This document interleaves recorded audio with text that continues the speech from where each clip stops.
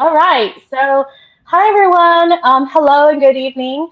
Today is Wednesday, February 16th, 2022, and I hope that everybody had a great Valentine's Day. I know it was a couple of days ago. I hope that everybody is happy and healthy, safe. I know that at this time, a lot of people are getting very sick, and so I would like to take a moment to send good vibes, prayers, and everybody to everyone so that they can feel better. I know I was sick about a month ago and it was not fun. So hopefully everybody is doing well. I'll give everybody kind of a couple minutes to check in. I know it's been about 2 months since I've had, or if not almost 3 months, since I've had anything live on Project We Inspire, but welcome back and thank you for joining us tonight. And we are so happy that all of you are here back to support us on Project We Inspire's Facebook platform and YouTube channel. My name is Rachel, my E, I'm a Yang, and I'm here in Sacramento, California. I am the founder, host, and creator of Project We Inspire. If you have been continuing to support Project We Inspire for over a year now, it was last November that I started Project We Inspire. Hi, hello, hi Kazua. Um, we want to really thank everybody for supporting, giving us lots of love and, again, inspiration. Our Project We Inspire mission and vision is to always share unique individuals' journey of how they overcame all of their barriers, challenges, and struggles to reach and accomplish their dreams, goals, and passions. So we hope that with every story and journey that are told tonight or told here on our platform, that it helps give you insight, if not inspiration, to achieving your own goals, your own dreams, and passions. All right, so tonight I am super excited to have a wonderful individual who is currently a professional college football assistant coach from Carleton College in Northville, Minnesota. I'm going to give you guys a little bit of a background, but feel free to let us know if you can hear us okay, if you can see us. So I am so thrilled and excited that I just moved to my own place. So I intentionally got some internet service that runs really fast so you guys don't have any delays because I did have some issues before. So going back to our special guest tonight, um, Dennis Lee Xiong is from Carleton College, and in the spring of 2020, he became an assistant coach here at Carleton College, and he is part of a defensive right football team coach. So I'm going to try to read off a little bit of his background, and I apologize. I'm not really good with all of the sports, but I'm going to try to follow this. So going back to Dennis's background, prior to coming to or going to Carleton College, he was a defensive intern with University of Minnesota during the season of 2019 when he was a part of the defensive staff team. He helped the team finish 10th in ranking from Football Bowl subdivision, known as FBS teams in total defense. Um, Before that, Dennis spent 2016 season as a volunteer assistant coach at Concordia College in St. Paul and assisted the linebackers and managed duties as a defensive line coach in spring of 2017. Now, I want to first give credit to Carleton College's bio of Dennis. So I'm summarizing what they wrote there. So thank you, Carleton College, the writer, for that. Moving on, from 2017 to 2018, Dennis was a defensive line graduate assistant at, is it Abilene? Abilene Uh, Christian. yeah, Abilene Christian University. Oh, Abilene. I was going to say, correct me if I don't say it correctly.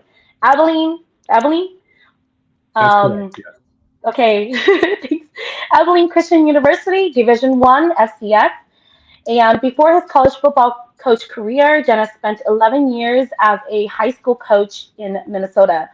Dennis also has a bachelor's degree in kinesiology and a graduate degree in sports management, and both degrees came from University of Minnesota. Welcome, Coach Dennis, to Project We Inspire Facebook platform and YouTube channel. Thank you for having me. I'm happy to be here, and let's get rolling. All right. So thank you again so much for taking the time to talk to us about your interesting and hard journey to becoming an assistant football coach at Carleton College. First, let's start out with your childhood. So, where were you born? Where did you grow up at? How many siblings do you have? And what order are you among your siblings? And in general, what was childhood like with your parents and family? Well, I was born and raised in St. Paul, Minnesota. I lived here for approximately 32 years of my life. I like to say for 2 years I lived down in Texas when I was a graduate assistant down there. But majority of my life I lived in St. Paul, Minnesota. I'm the second oldest in my family. I have five sisters. My older sister, she's currently in South Korea right now, and then my other four sisters are living here in Minnesota. Um, as far as family is concerned, we're a very close, tight knit family. We've been through a lot together as a family, and there's been so much that I give a lot of credit to my family for for what they did to help me, get to where I'm at today, and Mhm. and that's something that I've always been very thankful for. Along with the journey that I've been on, my family, they've Mhm. been with me every step of the way and helping me get to where I'm at today. So for me personally, credit goes to my family, for them for putting in the time and the sacrifices and helping me get to where I'm at today. I'm sorry. What was the other question? I've lost my train of thought. Oh, no, no, no, no worries. Just what your childhood was generally like, and what number are you in your family? So, Gotcha. you know, Gotcha. So I'm the Mhm. number two in my family. I'm second oldest. My childhood growing up, I think it's very similar to many young Hmong generations that grew up during my time as well. And I think that with growing up in a Hmong family, I mean, there's a lot of Mhm. struggles that we all went through. And I could speak from firsthand experience. I think from a male perspective, and I've seen it as well. Having five sisters, some of the struggles that they went through as well too. And growing up wasn't easy. Obviously, there's a lot of things that as a Hmong child you have to be able to know and understand growing up. In the Hmong Yeah. family, and there's obviously a lot of cultural clashes that do come about growing up in the Hmong family. And Mhm. for me, when you grow up in a Hmong family, and you start learning about all these traditions that you have to be able to follow, and then also you have an American dream of yours that you want to be able to accomplish at the same time. That's where a lot of these culture clashes do come into play. And so for Mhm. me, it wasn't an easy childhood at times, but I could say that throughout all the struggles I went through with my family, it's allowed me to be able to become the person that I am today. And I could speak on behalf of a lot of individuals out there. They can correct me if I'm wrong, but I mean, but we've been through these struggles with among families, and we've had to go through so much in order for us to accomplish some of the goals that we have in life. And at times we've had to try to talk to our parents and getting our parents and the older generation to understand that there are opportunities here in America for us. And even though it is important for us to retain our culture, at the same time you also have to be able to work really hard in order to achieve a dream of yours that you have. That's something in which nobody ever thought that you could ever do. And so Mhm. it was a really really up and down childhood, but I think that being able to go through those up and down experiences really helped me get to where I'm at. And as I said at the very beginning, a lot of the credit goes towards my family, my siblings, my parents. They really pushed me to being who I am today. And I can't say enough for for what they've done for me. And so there's so much more that I can go about with this, but definitely, like I said, there was a lot that I went through in my childhood, and it's enabled me Mhm. to be in the position that I am in today. That's awesome. I'm so happy to hear that your family was a huge part of your success and helping you build who you are today. And I know that you mentioned earlier a little bit about, or in your bio, that you had some struggles adapting to culture ways of life when it comes to being Hmong, especially a Hmong male.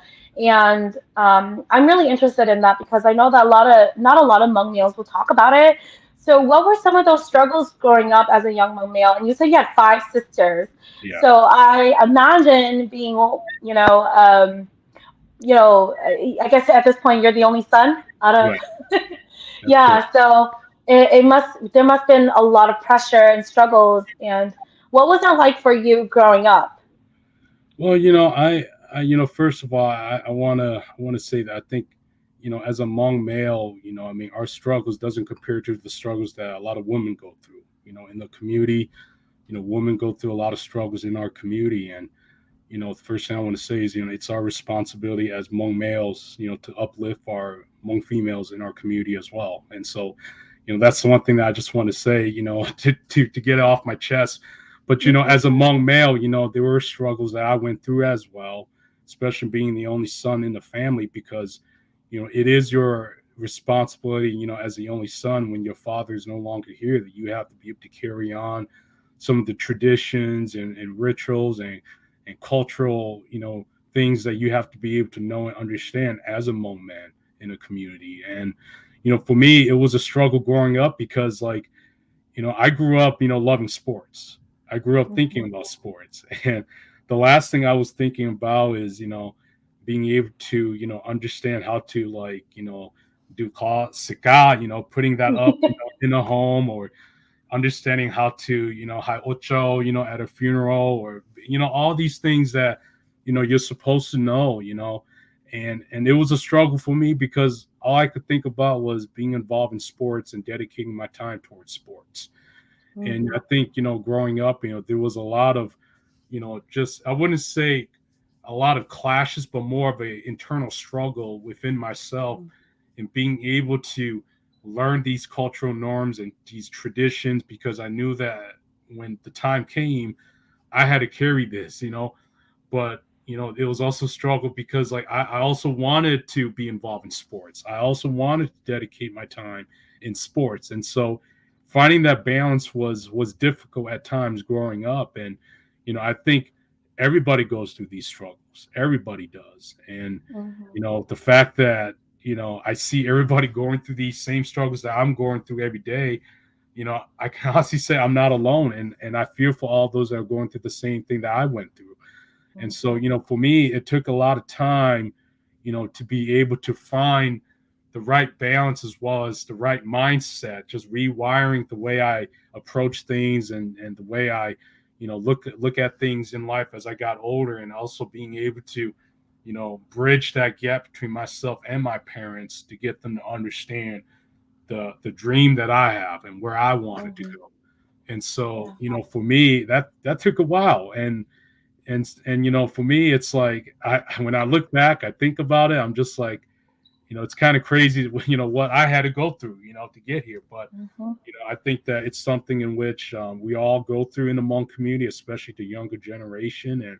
And for us, it's our responsibility to show our younger generation that there are opportunities out there for you, no doubt. Mhm. But that doesn't mean that you have to have a culture clash, like I mentioned, with our culture.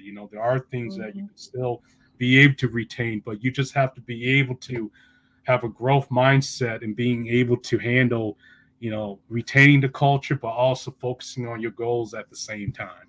Mhm. That's so valuable. Thank you, Dennis, for really sharing that because, as we were talking the other day and, going through your bio and questions, that's something that I really want the community and our Project We Inspire audience to take from this too, is that there is a huge struggle, especially being a Hmong male, needing to carry on the culture, learning that, like you said, growth mindset to have that balance of not exactly clashing with your culture, but having that balance.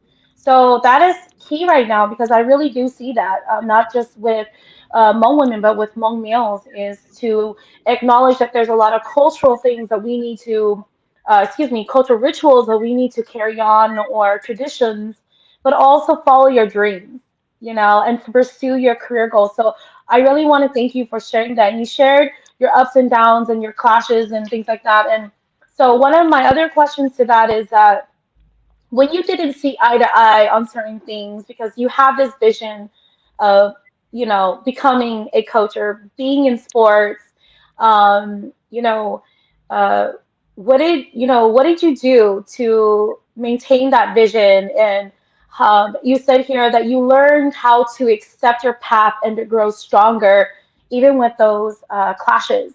So, when did you learn to accept your path and grow stronger? And what was it like for you? Well, I think it took me a couple years. I mean, going, into my first year of college, obviously, you know, there were a lot of conversations that I would have with my parents because, my parents, obviously, they parents, they want you to go towards something because they just want what's best for you. And, I can remember when I was just a young 18-year-old, coming out of high school, going to college, my parents, my dad especially would talk about engineer, going to engineer, do Hmm. this, do that. And I can remember having, arguments at times and conversations with my parents about, what I don't want to do. I want to be able to do this. I want to be able to do that, and for me, it's like it took me a couple years because number one, I was afraid to talk to my parents about what my goals and dreams were because I Hmm. wanted to be able to make them happy, while at the same time secretly, trying to work towards, where I wanted to be in life. But, it wasn't until when I, was in my fourth year of college when I transferred because I was at the University of Wisconsin stuff for 2 years. I went to Century College for 1 year, and then after I transferred to Century College here, University of Minnesota, that's really where things began to take off for me. That's the year where, I got my first position, in the high school level, coaching the offensive line at Park Center Senior High School. And that's really where it laid the groundworks for me in having a growth mindset and believing that, even though there's a responsibility on my part to be able to retain certain parts of my culture, I also believe that there was also something bigger that's way ahead of me that I could achieve. Hmm. Something that it's very difficult to achieve, but something that I believe that I can achieve. And so for me, that's really where it started for me. And as it relates to how did I get through to my parents, the only way I did it was through action because I could tell Hmm. my parents that this is what I wanted to do. But if I didn't put action into it, and they saw that I didn't put action into it, that I knew that I was going to be a hypocrite myself, and I knew that they were going to continue to push me to go towards a different path that I didn't want to get into.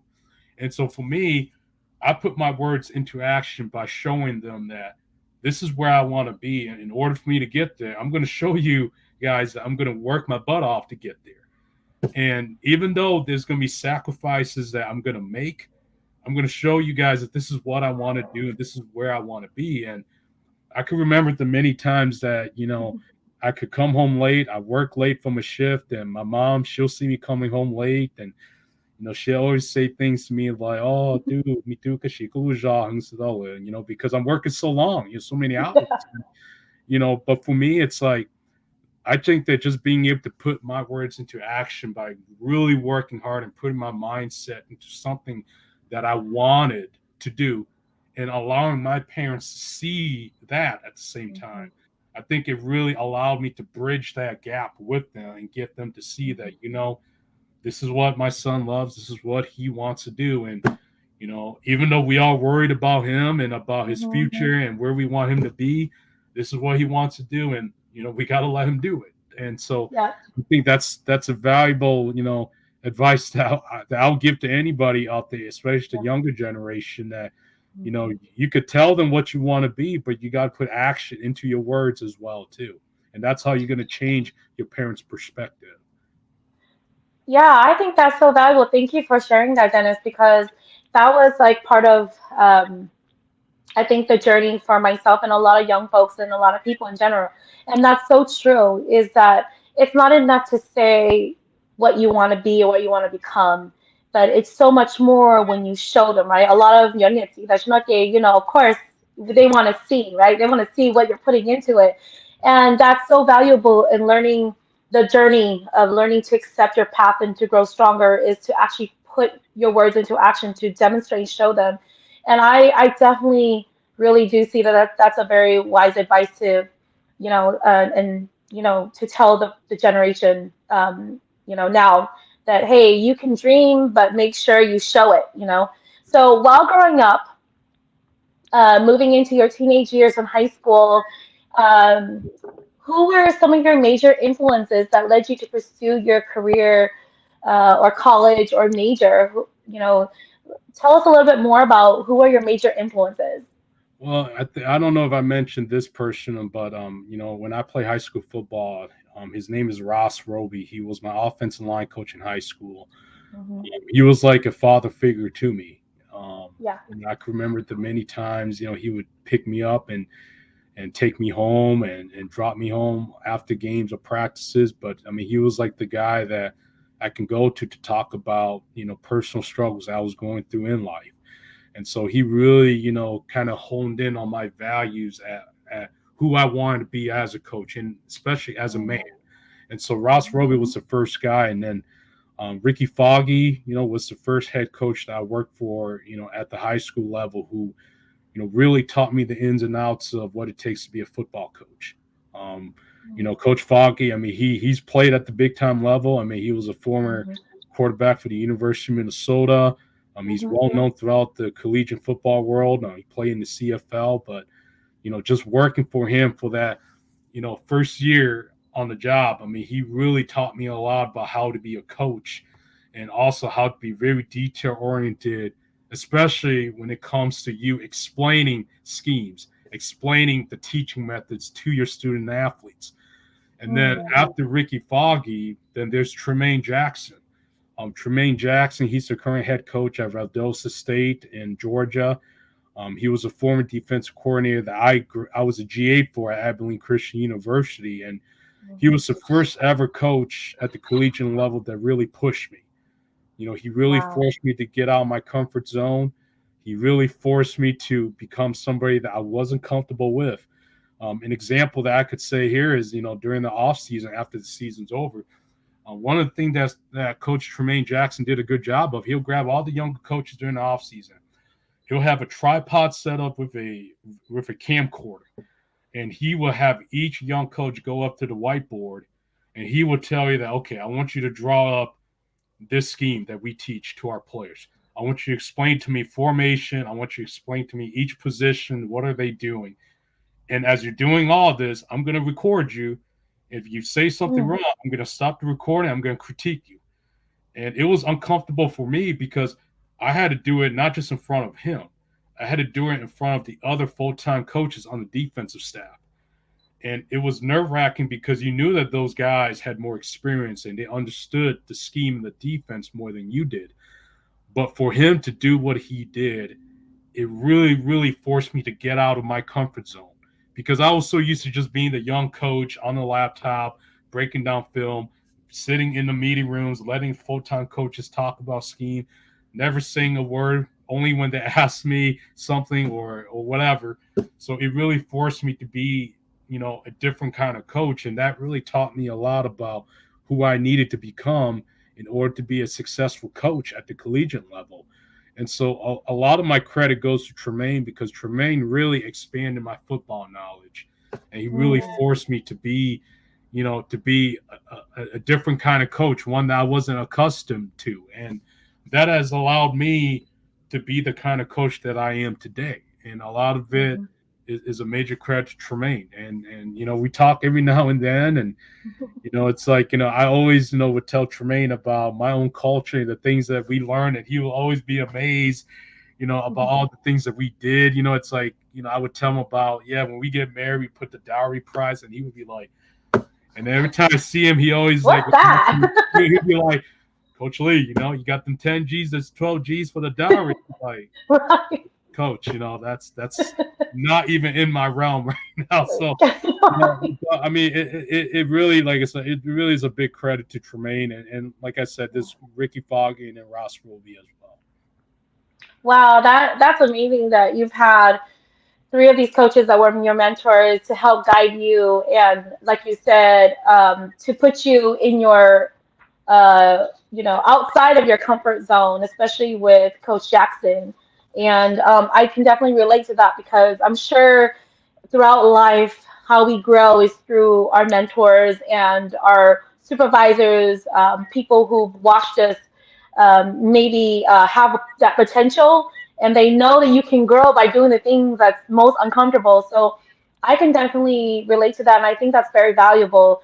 is to get out of your comfort zone when it comes down to growth. I definitely can think of, as you were telling those stories, I can think of definitely Mr. Johnson. I can think of Carla, excuse me.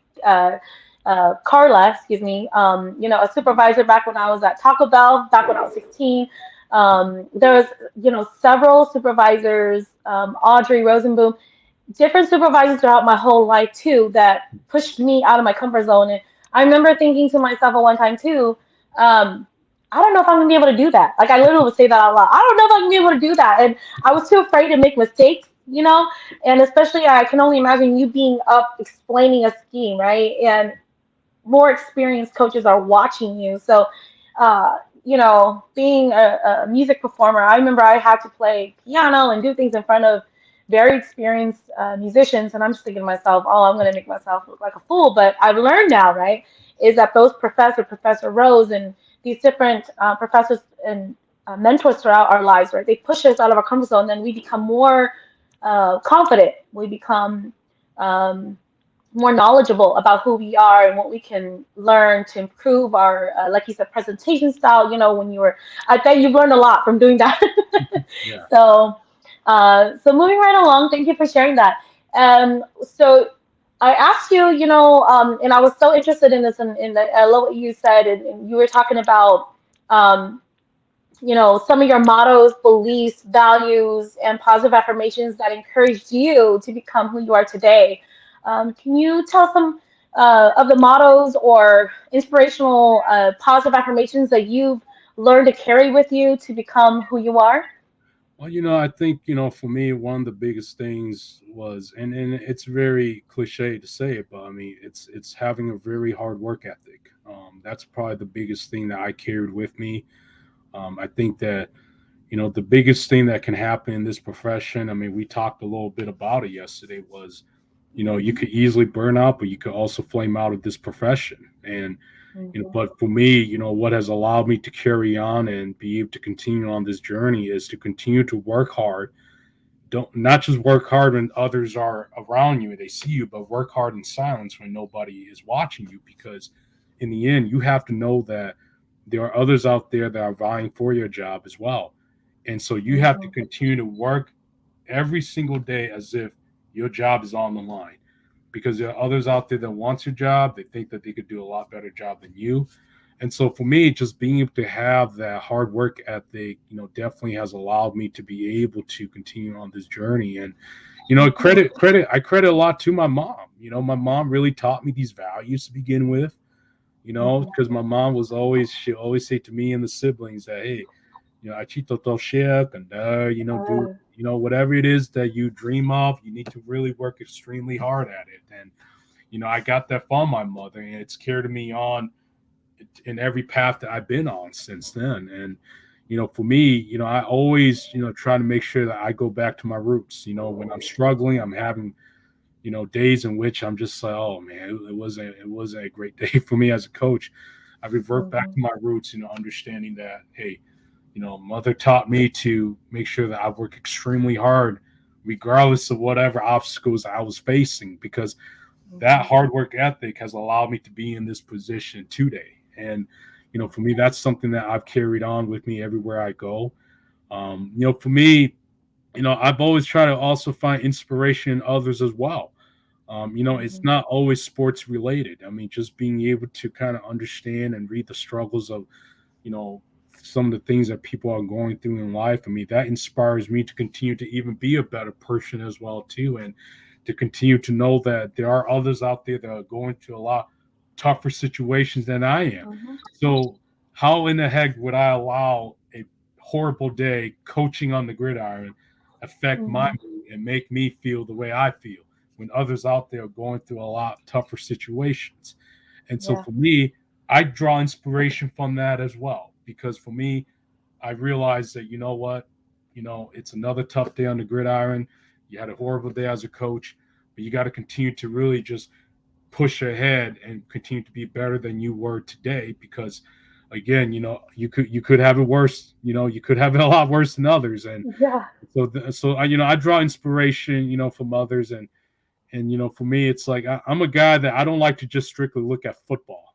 I like to look Mhm, at at stories from others, and just kind of understanding some of the things that they went through. And and so those are just some of the things that I mentioned that allows me to be able to stay inspired, as well as being able to work on this path that I've been on for the last Hmm. decade or so. Yeah, thank you so much for sharing about having a hard work ethic and learning that from your mom and being inspired from others.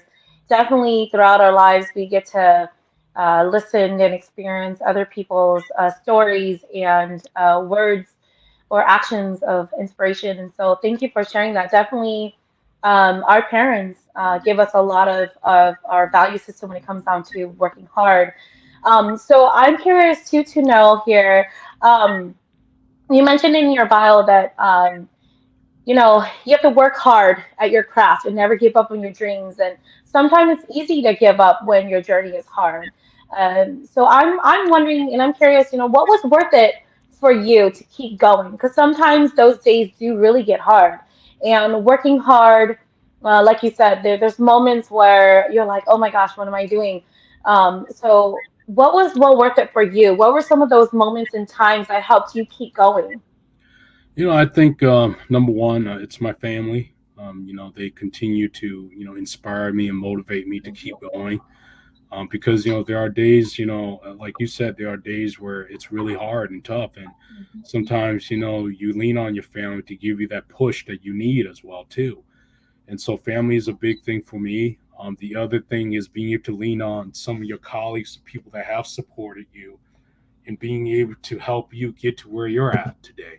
mhm, I've had days where I didn't have a great day at the office, whether it was the coach yelling at me because I made a mistake in inputting the wrong data into the film, or I made a mistake in practice and the head coach was yelling at me. I mean, whatever the mhm, case may be, I've had those days, but for me, it's like I lean on a lot of my family to help me get through it, because they've inspired me a lot to be able to continue to push towards your dream. And then the most important thing for me has always been knowing your why. And that's like mhm, a cliche that we say a lot in the coaching profession. But when I say you got to know your why, what I mean is that you got to ask yourself, why do you coach football, or why do you coach yeah, soccer, or even in everyday life, like why do you go to your job, and why do you do what you do? And for me, my why is being able to make a difference to the young student athletes that I coach. Because to me, I've always told my players that, no doubt, collegiate football is a business. We're in the business of winning, no doubt. But I've always told them this: aside from a national championship, nothing makes me more happy than knowing that a decade from now, I see you down the road a decade from now, and I see that you've become successful. You're a married man, or you become successful in your work field, and then just be able to see how successful you become, and then being able to have you come up to me and talk to me about, hey coach, there was a lot that I learned so much of being a part of the football program, and I thank you and the coaching staff, and as well as everybody else for helping me get here. Those are the type of things that gives me my why, because in the mhm, end, you're not just making a difference as a coach on the football field, you're also making an impact on the young men, in the hopes of helping them get to somewhere beyond the game of football, because we all know that football is not going to be in your life forever. And so for me, if I'm able to help a young student athlete accomplish goals outside of football, then regardless of what happens during the season, we could be 0-11, we could have only 3 wins, we could have 0 wins. It doesn't matter to me. Just being able to see mhm, what you've done and what you've accomplished because of what you went through in the football program, that's enough for me. And that gives me a mhm. reason to why I keep going, and why even when Yeah. I have tough days, I think about the kids, I think about the players, and I think about the impact that I make, as well as all other coaches make. And that gives me my why to keep on going. And, I think that's especially important in everyday life as well, not just in sports, but in the job that you do. Like, why do you go to your job? Well, you can't just be, well, I go to make money. Even though that is true, that money is the essence of life, no doubt. Yeah. But then, even if you go and make money, you can make all the money in the world. But then, if you don't have a why to why you do it, evidently, eventually, you're going to lose the passion for it. And then you're going to lose the motivation to be able to get up every morning and go to work. And so, it's applicable to everyday living as well. Hmm.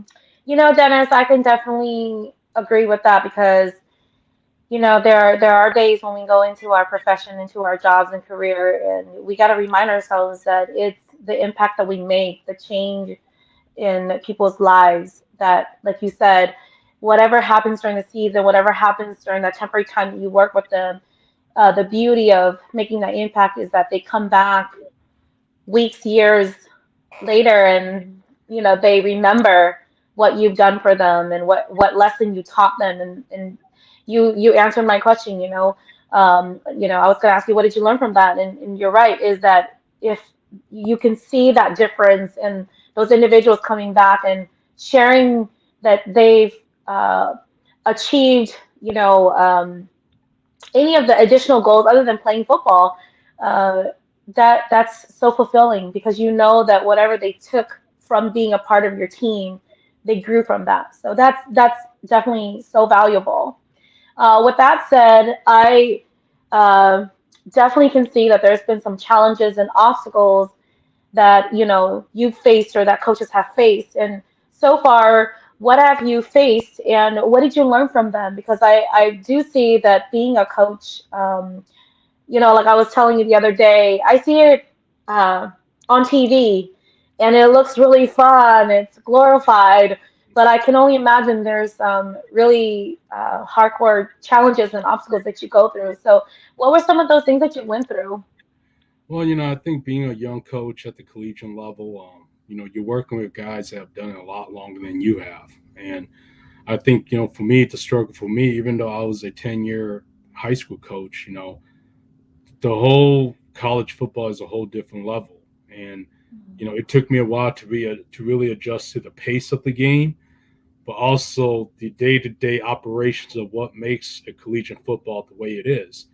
And so it took a while for me to adjust to that because at times I was a step behind in everything. I didn't quite understand, how to run a scout team. I didn't quite understand what film inputting was. I didn't quite understand the vernacular, the verbiage that college coaches would use. That's something that I'd never heard before.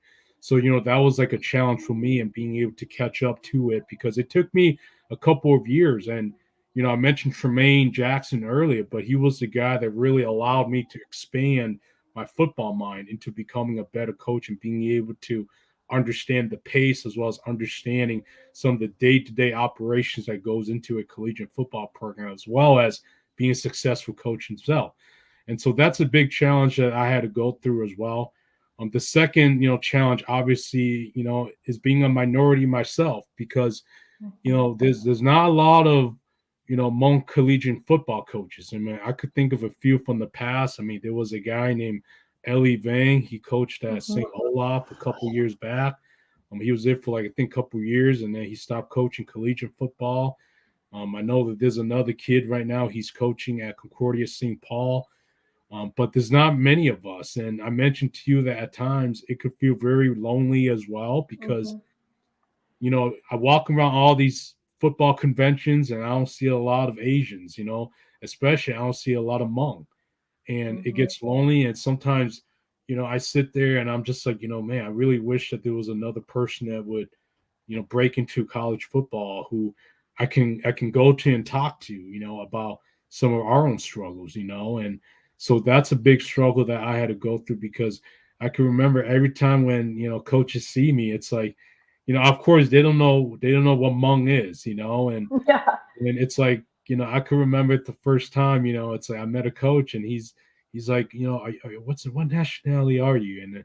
And I told him that I was Hmong. He was like, Hmong, I've never heard of that. And Mhm. it's like some of them would be like, is that Mongolian? Is that, Yep. and again, they don't know. And so it's like I've Mhm. had to educate them and tell them about who I am. And I think sometimes, you have to be able to accept the fact that people are going to look at you differently because they don't know, where you're from. They don't know what culture you are because a part of that too is they don't see many faces like mine in the profession. Right. They don't see a lot of Hmong college football coaches, let alone Asian coaches. And so Mhm. it's always something that, I go through from time to time. Mhm. But, The biggest thing that I've always said this was I accept the fact that I am a little bit different in terms of, being, the only Hmong guy on staff, the only Asian guy on staff. I accept that because it is what it is. But I never allow that to deter myself from being able to continue to push forward and be the best coach that I know that I can be. And, Mhm. for me, it's like I've always tell people that I acknowledge that. I acknowledge the fact that I am different. But Mhm. that doesn't mean that I won't work twice as hard as my colleagues because I'm going to work even more to be the best damn coach that I know I can be, Yeah. even more to be better than you. And Mm, so for me, that's allowed me to be able to push forward as well. So, yeah. that's that. Yeah. Mhm. Well, thank you so much because that's something that I definitely have seen, in the coaching world and in the athletic world is that there's not a lot of Hmong people to become college level professional coaches or professional, athletes, and it's very lonely. I can only imagine that there's not a lot of people to share that journey with you and to talk to you, and then of course, like you said, educating those that don't even know what Hmong people are, who or where we came from.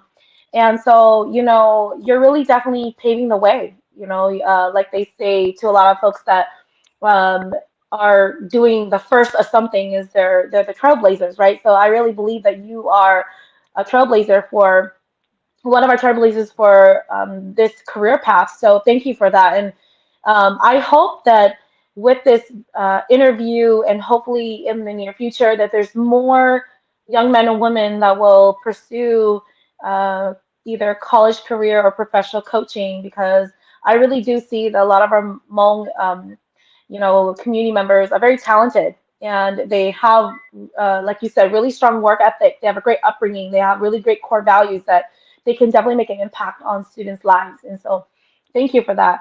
So, going back to some of the experiences that you went through, I was reading some of the bio and answers that you gave me, and you talked about how there have been some people who've given you some uh, these opinions, right, about how they perceive you and what they want you to do. And so I'm curious to know, coming from your perspective and your experiences, what were some of those opinions that you faced? And uh, you know, they I'm sure they have perceptions about what kind of choice of career you had, and how did you overcome that? Because I know that if you were like, oh, I want to become a coach or a professional athlete, or anything out of the norm other than what not anything bad about not wanting to be a lawyer, doctor, teacher, nurse, but it's not every day that you're like, hey, I want to be a professional coach on a college level or higher. And people have their opinions, right? So what kind of opinions did you hear and what did you do to overcome that? Well, I mean, there's been plenty. I mean, I think one of the ones that I've heard before is football. Nama uchtonalia. It's Yeah. because I mean the amount of hours that you put in and like the fact that when you're starting this profession, I mean, you do start with not making a lot of money or any at all. And so I've heard opinions from that. I've heard opinions of oh, they football, not ma. It's like it's not worth it in the end. Get your top one nah. You should do something else. Work an Hmm. 8 to 5 job. Just be able to make money. Like that right away. So I've heard everything you could think of, but I think going back to what I've spoken a lot about. I think even despite those opinions, I knew that the only way for me to be able to show them that there is a different way and that this is something that I can do was through action. Because I Hmm. could tell them through words that, yeah, I get what you're saying, but this is a very rewarding profession. But then they're never going to know that unless you put your words into action at the same time. And so I really had to really, demonstrate, really hard work ethic and showing them that, well, this is possible, that there Hmm. is something else aside from what you're saying, that this isn't what you think it is. And for me, I think that that's something that I would imagine Steve and Chance and all them guys that are coaching in the collegiate profession, they go through that too. And Yeah. as they would have told you, it is a very different profession because the reason why there's so many opinions is because not to the fault of their own, but it's more like people just don't quite understand and know what this profession entails. And so Mhm. because of that, it's like sometimes you do have to kind of educate them and tell them that, hey, I get what you're saying that, yeah, 这种造很啊，跟是真造很，我那个这里这种, what you don't yet, what you don't know, but then at the same Mhm. time, when you keep working hard at this in time, the rewards are going to be there and Yeah. it's going to pay off in the end.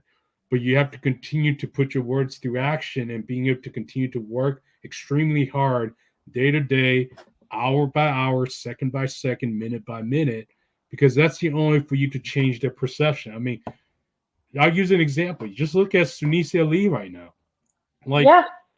what she has done, I mean, what she has done is something that has never been done in the Hmong community. Yeah. And I've told people that she is the greatest athlete of all time, and what she has accomplished. I mean, it is very, very extremely, it's an honor, as a Hmong person Mhm. to be able to see Mhm. what she's done, and just to be able to see all the young generation see what she's accomplished now, not just them, but even some of the older generation now, they're saying, oh, if she can do that, holy cow, I think our kids can do that too. And Yeah. so just Yeah. being able to see that, change the perception of so many of the older generations who maybe in the past had a closed mindset of, what you don't know, you shouldn't do that, but Mhm. because they're able to see that, now it's opened up new doors that, hey, I Yeah. think that you can do this. It doesn't Yeah. just have to be that. You can do that as well. So, it's like I said, it's a lot of being able to see what people have done. It's not just me, but seeing people like Steve, Chance, Sunisia, what they've done. Mhm. I mean, it's Yeah. it's it's able to change those opinions. So. Mhm.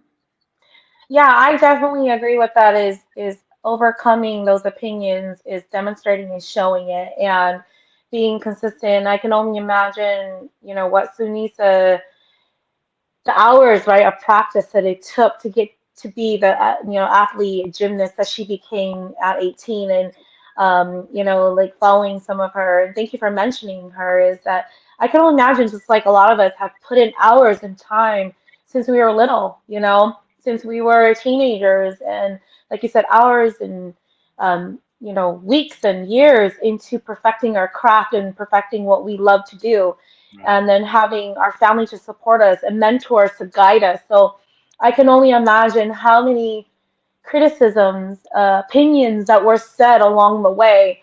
But like you said, you have to show and demonstrate and be focused. So I definitely admire that, because I think any job, that requires, you know, lots of, like you said, sacrifices of non-traditional 8 to 5 work hours. It takes a lot, it takes a lot. And so, given that we, talked about this career during this interview, there's going to be some young adults out there who are going to be watching this, or community members, and be like, hey, I want to pursue his career. I want to be a professional college football coach, or I want to go into that field and maybe try it out. Um, what are some essential steps that that you needed to take, or people need to take, to know before starting? Because sometimes you don't really know what you get into until you're into it. But what's some of your essential steps that that you need to take, or people need to take? Well, the first thing I've always told a lot of the young generations who are interested in this profession is that, number one, I mean, you got to get your feet wet first. And I've always told them that, hey, you start off, whether it's volunteering or whether it's, you know, starting out at a small high school, like you got to start getting that experience to begin with, because, most people, all they think about is, oh, it's football. I want to get into it. I want to coach it. Yeah, But, the thing is that high school football and college is a whole big difference. The contrast between both is enormous, because hmm going from high school to college, I could tell from my experience, it was a big difference for me. And I mentioned earlier, the pace is a lot faster. The day-to-day operations are a lot different compared to high school. And, for me, I've always told, the younger generation that you got to get your feet wet first, and working at a small level, whether it's high school, a small high school, or if you really want to get into college football right away, you got to make sure that you email all the coaches that you know of and you find all those resources and tell them that, hey, you want to go in, you want to volunteer right away. Because I tell this to kids, I tell them this a lot. Don't expect to just go in and think that you're going to get paid right away. Like Hmm. all these coaches, especially at the collegiate level, they're looking for the young up and coming coach that's going to really be willing to do the dirty work, the behind the Yep. scenes work. But most importantly, who is going to make the sacrifices and being there every single day? And I think that's the one thing that I think a lot of young, generations they don't quite understand yet, because Hmm. it's like I would always tell them this, say, hey, this is what I do. I had to Yeah. sacrifice a lot of my personal time. I had to miss some weddings. I have to miss some cultural ceremonies. I also had to miss the usual hangouts. Hmm. Going to friends. Having the late nights. Drinking or just partying it up with friends or hanging out with them. I sacrificed a bunch of my time. And instead of being there, I was in the office. I was studying the playbook. I was watching film. I had to sacrifice so much of that in order to help me become a better coach as well. And that's something that I think that a lot of the younger generations they have to understand that if you're going to involve in this profession, I mean, you got to get your feet wet first and get experience. And then also you got to be able to understand that if being in college football, and might I add, even in the National Football League, if that's where you want to be, then you got to ask yourself, can I make that sacrifice? The things that I just mentioned, are you willing to Hmm. sacrifice that, knowing that it's going to be hard, but knowing that it's something that you need to do in order to be successful in this profession? And if the answer is no, then maybe it's not for you. And I think, the other part to it too is you got to love the game of football. You got to love it. You got to love the grind, because there are going to be long days, and there are going to be days in which I mentioned a lot. It's going to be tough. And you got to be willing to endure some of the long days in order to be successful. And if that's not something that you're willing to do, then this isn't for you as well. And so, for me, I think for the younger coaches, especially for the younger generation that are interested in getting in, they have to be willing to get their feet wet. They got to be willing to work for free and volunteer to begin with. And they got to be willing to ask themselves, can they make sacrifices and the things that I just mentioned? And they have to love the game of football. If you Hmm. say no to any of those things, I mean, it might not be for you. So, Yeah. Yeah, that's so valuable to know, and I really hope the viewers and the audience will know that, because that's like, to me, that's what I call real talk, right? right, Because at the end of the day, you gotta love the game. You gotta know there's lots of sacrifices. There's lots of times where you're gonna be quote unquote working for free, volunteering. But those are the moments, hopefully, that when people are volunteering, from my experience, when you volunteer, that's where I think people really do evaluate your dedication. right, They really evaluate your commitment, because if you can do something without being paid, imagine if you were to do it and get paid, how much more you can offer. And they really do look for that. And I have to say that,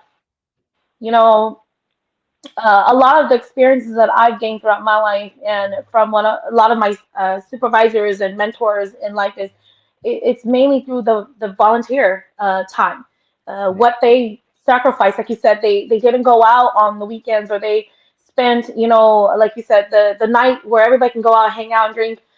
You were in studying games and plays, and or let's say a musician, they're in practicing, right? They're practicing and they're reviewing things. So I definitely can relate to that. That on the nights that people are out or doing social things, things that we've missed, like cultural rituals and stuff, and right, ceremonies, we spend that time for sure, making those sacrifices. And you're right. If you can't answer yes to all of those, it may not be the profession for you. But that's where I think, um, the audience and our generation, our younger generation, if they want to pursue that, I think that's definitely something they need to hear.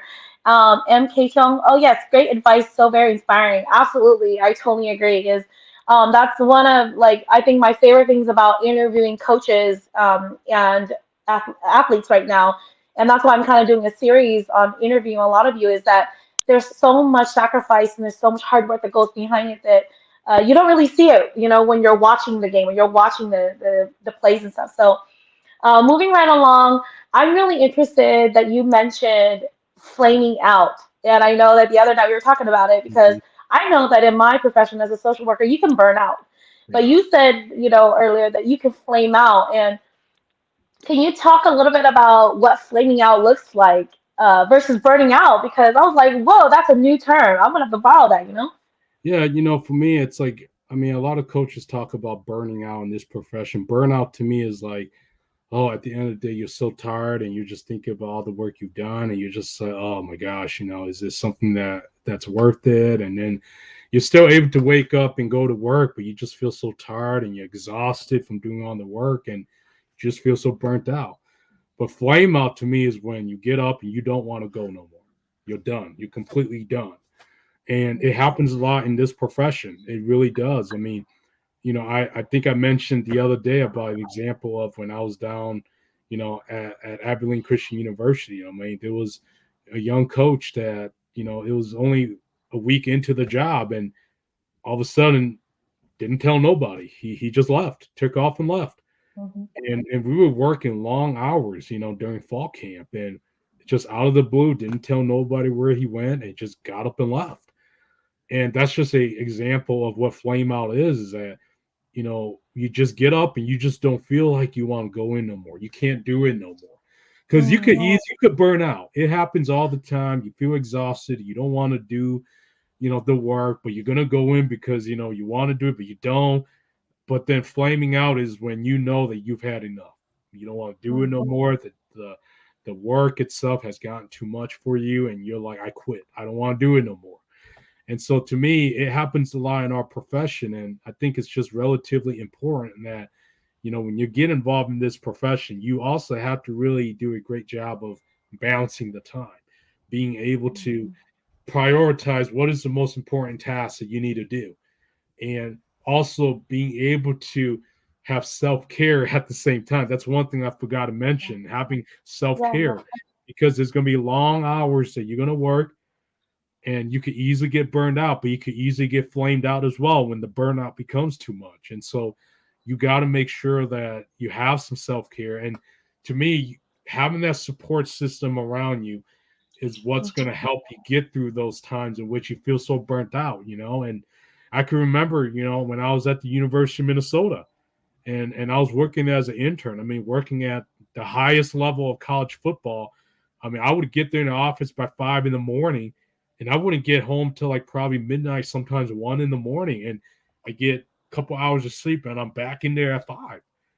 But I leaned on my colleagues, the people that I knew that really supported me, and knowing that we both were going through the same thing. We were mentally drained and tired, but we had that Hmm. support with one another that, hey, I'll have my colleagues say, "Hey, man, Coach T, man, get your butt up, man. Don't be that way. We got to get to practice. We got to get the job done because there's a bigger picture that we're trying to accomplish as a team, but also from our own professional standpoint. So having those people to lean on as a support system is going to get you through it. And most importantly for me, I mean, I mentioned this a lot, but family. Thinking about your family, in order to for you to be able to push through. Sometimes leaning on the support of your family is going to help push you through as well at the same time. So, I think that burnout is common, flame out is very common, but there are ways for you to be able to navigate through those things. And that's everything that I've said, just being able to have a support system, and, also at the same time, just being able to prioritize and manage your time wisely, and having self care at the same time. Those are such valuable lessons and words of wisdom to share because I think we definitely get to a point where we work so hard and we forget to, like you said, prioritize. We forget to do self-care, and that is taking the time to, like my mom would say, "Did you come by my mom? Did you come by Shihuna?" That day.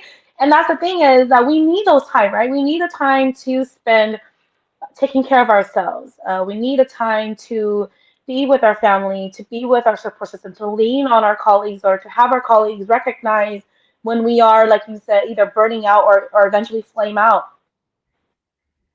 That's definitely very, very valuable. And I, again, I really appreciate that you talk about that flaming out and burning out because I think a lot of people don't really talk about it. They don't really share a lot of the stories about how we burn out, how we flame out. And I think it's really important to talk about prevention of that and what we can do to prioritize our time and everything. So thank you for sharing that. So Yeah. as we close up our interview tonight, there's a few more questions I'm going to ask you. Um, but what is a inspirational message that you think would help motivate or impact youth and the community today to pursue their own dreams, goals, and passions? What would you say to them tonight as they're watching us? Yeah, I know I said a quote, I'm trying to remember, but I mean, I've had so many different messages that I've given, but I think the main one is, through the journey that you go through, I mean, there's going to be ups and downs. Nothing's going to be perfect. Whatever journey, whatever professional path that you choose, you got to be willing to accept the fact that there's going to be good days, but there's going to be bad days as well. And that's why people always talk about taking the good with the bad and the bad with the good. But at the same Mhm, time, regardless of how many bad days you have and how many good days you have, I mean, you got to continue to push through and always remember the goals that you set for yourselves.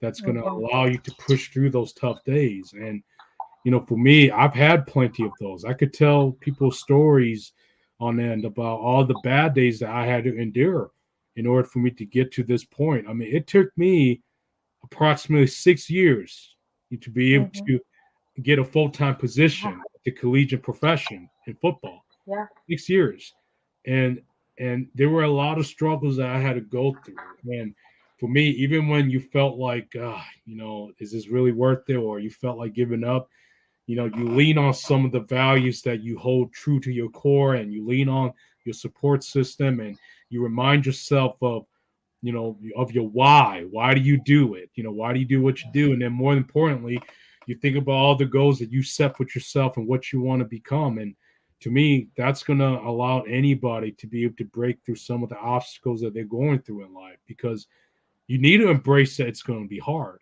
because hard is Yeah, hard. It's going to be hard. yeah, And no one yeah. says it's going to be easy. If you think that you're going to walk in the first day on the job, especially at the college football level, and think that it's going to be easy, then you are way out of your mind, because you need to embrace the fact that it's going to be hard. And so Mhm, for me, anytime when you start having the mindset of, I think this is going to be easy, I mean, then that's how you're going to fail. And so, mhm, again, you have to be willing to accept the ups and downs. You have to embrace the fact that it's going to be hard. And then you have to also remember the goals that you set for yourself, and lean on your core values and the support system to help you get through it all. And so believe in yourself and what you do, and if you believe in yourself, anything is possible. And like I said, it took me 6 years to get a mhm, full-time position. 6 years, think about that. So mhm. people just have to remember that. Okay, it takes time, and you got to be willing to fight through all the obstacles to get to where you want to get to. That definitely is inspirational and learning how to. I love what you said was embracing that it's going to be hard Yeah. versus resisting it or fighting it, and knowing that you got to put in your time and emphasizing that it does take 6 years or it does take a lot of time and it's not going to be overnight. And it's so important to lean on your core values and your support system and stuff because for sure the moment you think it's easy, right, you're gonna get a rude awakening or a wake-up call. So thank you for really sharing the truth behind that because I think a lot of people, like I said, will glorify the jobs or just say, oh, this is going to be easy, but really there's a lot of hard days ahead. Yeah. But definitely for sure believing in yourself, I definitely can relate to that. Is like you have to truly believe in what you do, and don't let anybody tell you otherwise. Right. So my second to last question, you had mentioned in your bio that you talked about enduring, quote, difficult obstacles. So my experience when people have talked about obstacles, they say overcoming it, battling through it. But I've never heard of enduring difficult obstacles. So, what does that mean to you? And um, you know, with our audience and people that are watching right now, what, tell us a little bit more about that because that's so interesting to me. Well, enduring to me means that, you got to be willing to embrace the grind. And it kind of relates back to what I talk about, embracing what is difficult, what is hard, embracing the difficult days. And to me, it's like, you know, you can overcome obstacles, but before overcoming them, you have to endure them first to overcome them in the end. And like for me, I think, I mentioned this a little bit, a lot of the credit goes to, some of the things that I went through in my personal life that, created, this character of mine to be able to get through some of the difficult obstacles that I had to go through in life to get to where I'm at. And, it's the same thing that applies to when you work in collegiate sports in general. It's going to be a grind every day. People don't understand that sports is not 8 to 5 job, but then you have to Yeah. embrace the grind and you have to be willing to endure through the grind, the obstacles. Obstacles, you never know what could happen. Obstacles could be a player gets suspended. Obstacles could be that, hey, you got to be ready to run multiple meetings within a 2 hour time span. Or, as a coach myself, especially as a younger coach, you got to embrace the fact that, hey, I'm going to help set up equipment at practice. I'm going to make sure that I bring equipment into the football building after practice is over. But then I also have to be ready to go upstairs and input video practice film after that. Like, that's what I Mhm. mean when I say that you have to be willing to endure the difficulties, especially the obstacles itself. And, for me, it's what's allowed me to survive in this profession, because when a coach gives you a job, you don't go, oh man, this is hard, but I guess I'll get through it, but it's hard. It's like I welcome it. I embraced it. I'm like, okay, hey, Mm. let's go. Okay, you want me to go pick up helmets? Okay, I'll go pick up Yeah. helmets and put them on players. You want me to go outside and pick up all the pads from practice? I'll do it. Or you want me to input video, practice video? I'll do it.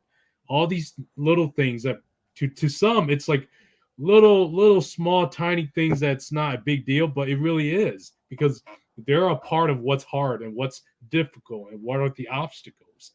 And so for me, it's like, being able to embrace that and endure it at the same time, it's going to allow you to be able to eventually overcome them. And so I think if Mhm. you're not willing to endure it, then you won't be able to overcome them. Mhm.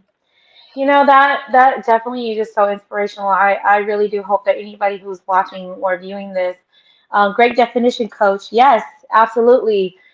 Coach Dennis says it, correctly, is that you have to welcome and embrace, even the small little task that is so important, and they build up everything that you're doing. And I think the moment when you don't want to embrace the difficulties or the different things, the grind and the different tasks that you're going to do, then I think you forget, right, that those small things add up to so many of the larger things that contribute to your career, your job, your character. So, um, thank you so much for sharing that because like I said, once I read that, I was like, wow, I didn't realize you have to learn to endure, embrace it, welcome it, and then you overcome because there's that part in the middle. So thank you for sharing that because I think that's so valuable for our audience and our younger generation and our community, especially Project We Inspire, to listen to and to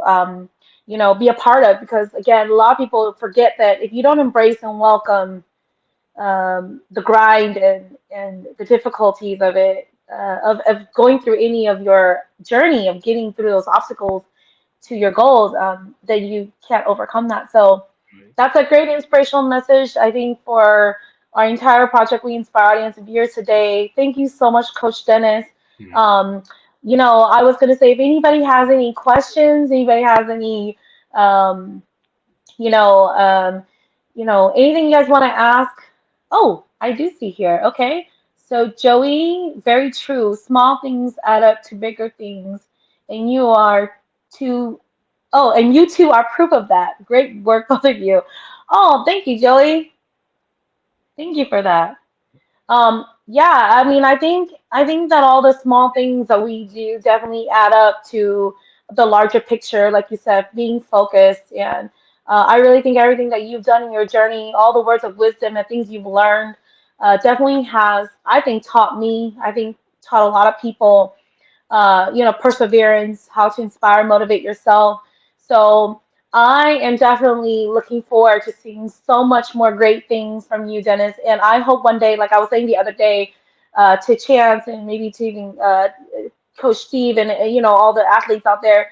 I hope one day once COVID isn't as it is now, I would love to come out and actually watch what it's like, right, live, how you coach and what you do, because I think that experience, I think, is definitely going to teach us, the real life of it. So thank you so much for taking the time to join us here at Project We Inspire. I think a lot of people have learned a lot, and you know. Please feel free to ask questions, and then Dennis and I will review some of the questions, and we'll get back to you guys. But thank you everybody for joining us here at Project We Inspire Facebook platform and YouTube channel. Until next time, please stay inspired, and be inspired every day. So take care, have a good night, and thank you, Dennis. Coach Dennis, I totally appreciate you and everything that you do for our youth today, and the impact that you're making, the difference that you're making. We appreciate you so much, and thank you. Keep up the great work. Appreciate it. Thank you for having me on here, and continue to be inspired, everybody. And you're doing a great job, Rachel, what you're doing, and continue to use your platform to continue to promote great causes, which is what you're doing. And I was very happy to be here today, and I look forward to being able to be on this platform hopefully one day again. So thank you again. Absolutely. You're always welcome to come back. So, whenever you're ready, just let me know. And then we Definitely. can do another interview a year from now. Who knows where your career is going to take you. So you're always welcome back. Thank you. Absolutely. Thank you. All right. Well, good night, everybody. Have a good night.